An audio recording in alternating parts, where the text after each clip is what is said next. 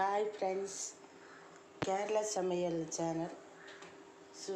கருப்பு சுண்டல் குழம்பு வைக்க போகிறேன், குருமா. இதில் நீங்கள் ஒரு டம்ளர் சுண்டல் எடுத்து நீங்கள் இந்த மாதிரி தண்ணியில் ஊற வச்சுக்கணும், நைட்டு ஊற வச்சுக்கணும். வச்சுட்டு அதுக்கு என்னென்ன தேவை வாங்க பார்க்கலாம். இது வடச்சட்டி வச்சுட்டு தேங்காய் அரை மூடியில் கால் மூடி தேங்காய் ஊற்றி இது வணக்கணும். இந்த மாதிரி செய்யுங்க, உங்களுக்கு ஈஸியாக இருக்கும். இந்த மாதிரி சுண்டல் குருமா வைங்க. தேங்காய் கொஞ்சம் வணங்கணும், ஒரு 10 நிமிஷம்.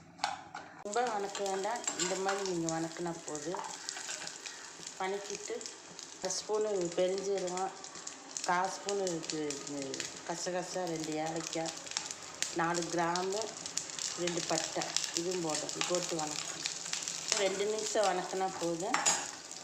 இது 1 ஸ்பூன் மிளகாத்தூள், 2 ஸ்பூன் மல்லித்தூள், 1 spoon chicken masala, 1 spoon garam masala. இது நீங்கள் இந்த பொடி இதில் போட்டு சூடாக்கணும்.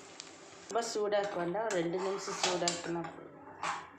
இந்த மாதிரி சூடாக்கிட்டு நீங்கள் இது ஆறுனதுக்கப்புறம் மிக்சியில் அடிக்கணும். மிக்சியில் நீங்கள் பேஸ்ட் போல் அரைச்சி எடுத்துடும். இந்த மாதிரி ஒரு குக்கர் வச்சுட்டு ஒரு 5-6 ஸ்பூன் தேங்காய் எண்ணெய் ஊற்றிக்கோங்க. தேங்காய் எண்ணெய் சூடானது கடுகு 1/2 ஸ்பூன் போடணும். வெடிக்கணும். வெடிச்சதுக்கப்புறம் 2 தக்காளி, கொஞ்சம் கருவேப்பிலை, ஒரே ஒரு பல்லாரி, 2 பச்சை மிளகாய் தாளிக்கணும். வணங்கிட்டு இந்த மாதிரி வணங்கினா போதும். இந்த மாதிரி வணங்கினதுக்கப்புறம் 1/2 ஸ்பூன் இஞ்சி பூண்டு பேஸ்ட் போட்டு இது ஊற வச்ச கடலையே அதில் போடணும். கடலை போட்டு ஒரு 2 நிமிஷம் வணக்குங்க. பேஸ்ட்டோடு இதோடு அரைச்சிட்டு இதில் ஒரு 5-6 முந்திரி பருப்பு போட்டு அரைச்சி எடுத்துருங்க. மசாலா இதில் போடணும்.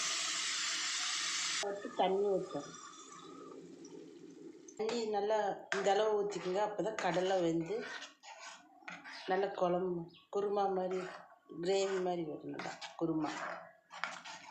இதில் உப்பு, மஞ்சத்தூளும் போட்டுக்குங்க. 1/2 ஸ்பூன் மஞ்சத்தூள், உங்களுக்கு தேவைக்களவு போட்டு குக்கர் மூடி ஒரு 6 விசில் விட்டுக்குங்க. அதான் குருமா ரெடி ஆயிடுச்சு. நீங்கள் மல்லித்தலை கொஞ்சம், ஒரு பீஸ் தேங்காய் இதில் துருவி போடணும். போட்டு அவ்வளோதான், அடுப்பு ஆஃப் பண்ணிடுங்க. குருமா, கருப்பு சுண்டல் குருமா ரெடி ஆயிடுச்சு.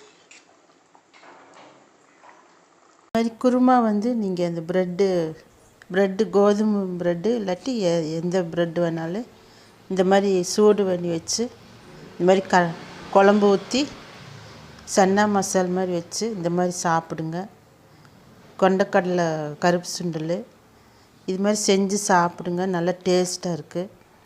இது ஈவினிங் ஸ்நாக்ஸு உங்கள் பிள்ளைகளுக்கெல்லாம் செஞ்சு விடுங்க, நல்லா விரும்பி சாப்பிடுவாங்க. நல்லா செமையாக இருக்கும். நல்லா சப்பாத்தி, தோசை, ரைஸ்க்கெல்லாம் ரொம்ப நல்லாயிருக்கு. அதனால் இந்த மாதிரி செஞ்சு சாப்பிடுங்க, ஈஸியாக இருக்குது. நான் சாப்பிட்டுட்டு எப்படி இருக்குன்னு எனக்கு கமெண்ட் பண்ணுங்கள், லைக் பண்ணுங்கள், ஷேர் பண்ணுங்கள், சப்ஸ்கிரைப் பண்ணுங்கள் ஃப்ரெண்ட்ஸ். Okay friends, thank you.